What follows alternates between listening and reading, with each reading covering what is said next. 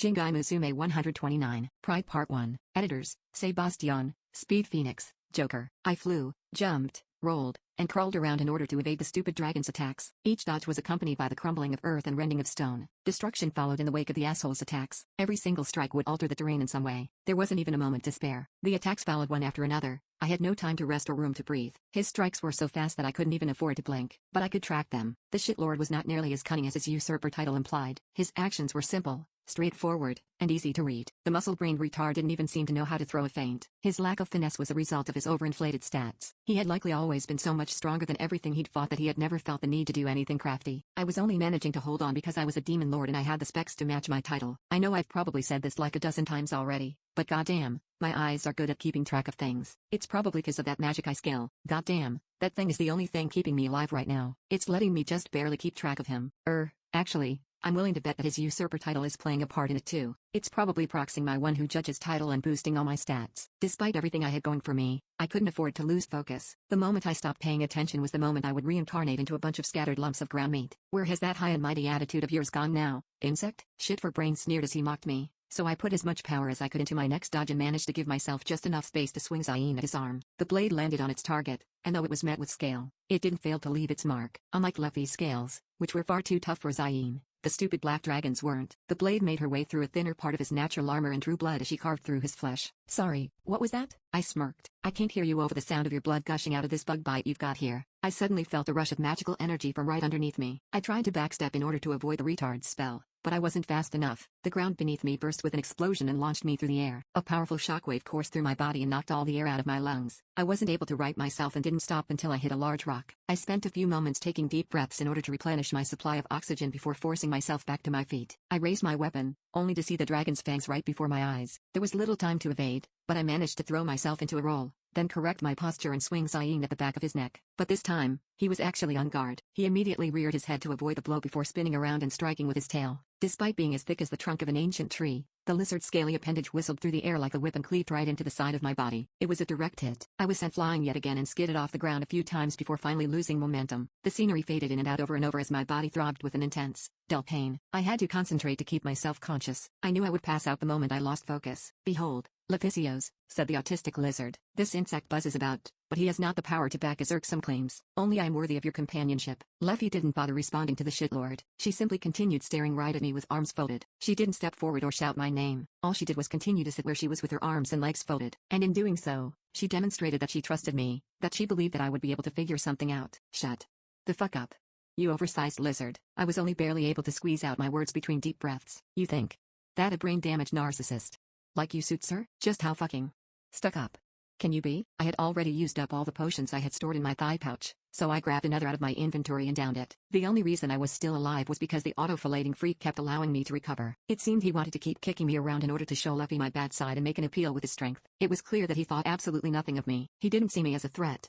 but rather a tool he could use to earn Luffy's favor. Huh? Give it up, moron. That ain't going to get you nowhere. Luffy knows me. She knows every side of me. We spend the better part of every single day together. Do you seriously think something like this would make either of us flinch? Unlike you, we don't spend our lives acting all self-righteous and pretending we're more than we really are. Your words mean little if you speak them whilst groveling about, said the dragon. Truly, your behavior is appropriate for that of an insect. Oh, shut up already. I rolled my eyes as I continued to groan. And for your information, there are some strong ass bugs out there, especially ants and bees. Those two are definitely some of this forest's stronger monsters. I used both arms to push myself off the ground before readying Zayn in order to confront shit for brains yet again. This time, however, it seemed he wasn't going to be as patient as usual. I sensed an attack the moment I began getting to my feet. There was no point raising my head just to take a look at the incoming strike. I didn't bother. I simply dove forward and heard a loud roar as a jet black spear passed through the space my body had occupied only moments earlier. It was the dragon's magic. Though I had managed to dodge his first strike, I knew that it wasn't yet over. Crisis Detection's alarm system was still blaring as loudly as it could. And then, a moment later, I found myself surrounded.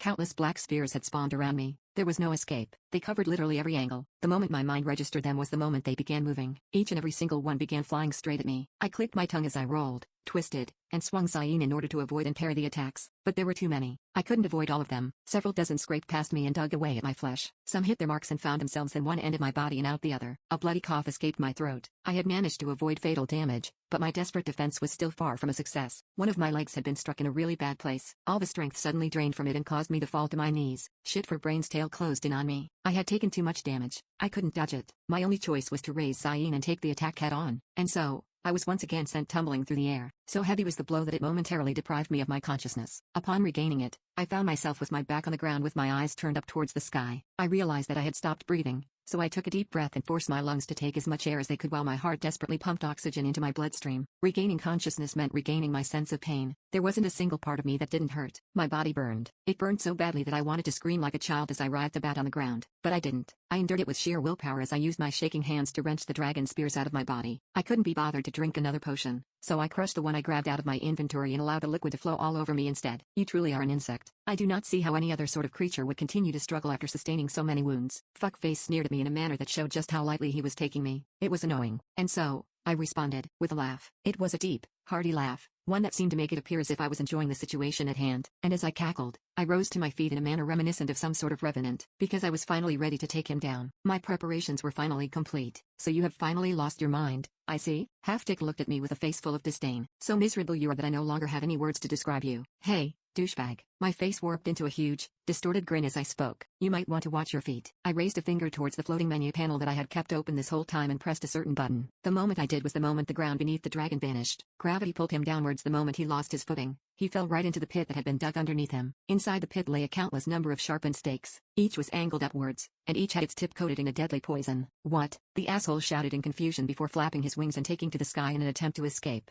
Hook, line, and sinker, motherfucker. What? You think I'm too blind to see your wings? Too bad, dipshit. I've got you read like a book. The sorry excuse for an intelligent lizard came into contact with a series of airborne traps the moment it tried to rise, traps I had spent extra DP on, just for him. They activated one after another and caused a series of explosions. In fact, so many of them had been triggered that the sky was filled with flame and smoke. Only after the explosions died down did the smoke finally clear. And there, the dragon was, entirely covered from head to toe in soot and blood. Phew. I'm glad that worked. I probably would have wanted to cry if all that proved ineffective. How dare you, roared Half-Dick. How dare you employ tricks so cowardly in nature? Hey, I chuckled before twisting my face into a smirk. I blew most of my DP just to beat your ass, so do me a favor and enjoy the rest of the ride, alright? I had converted most of the stuff I got from Leffy's home to DP and even went out to hunt monsters on a regular basis. I had done all of it in order to earn myself a pretty penny so I could summon all 4 of my new subordinates at once. But now, most of my cash had gone out the window. The reason? I had filled the entire area with traps whilst tanking the retarded dragon's attacks. Alright, you little braggart. Time for me to learn you a few lessons on why the Geneva Conventions regulate landmines. The area we were fighting in had basically turned into a giant death trap capable of instantly eradicating anything that wasn't on the tier of a dragon. And that had been my goal this whole time. I was facing something much stronger than me. I would have to be no different from the heroes of which legends were sung if I wished to win in a head-on confrontation. And while I was indeed the type of character that would show up in legends, I was no hero. At the end of the day, I was just another ordinary guy. Or rather, an ordinary demon lord. I couldn't possibly win against something so much more powerful than me without resorting to what others would label unfair. But that was fine,